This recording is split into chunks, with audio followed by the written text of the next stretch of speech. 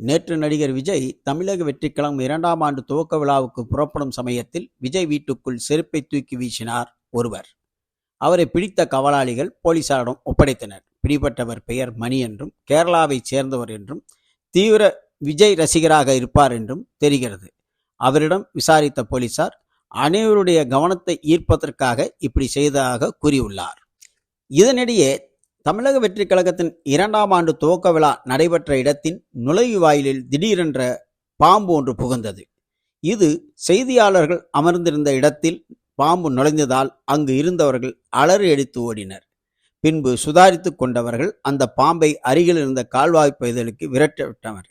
இதுவும் எதர்ச்சியாக நடந்ததா அல்லது விஜய் கட்சி நிகழ்ச்சியில் பீதியை கிளப்பும் நோக்கில் திட்டமிட்ட சதியா என்றும் தொண்டர்கள் கேள்வி எழுப்பியுள்ளனர்.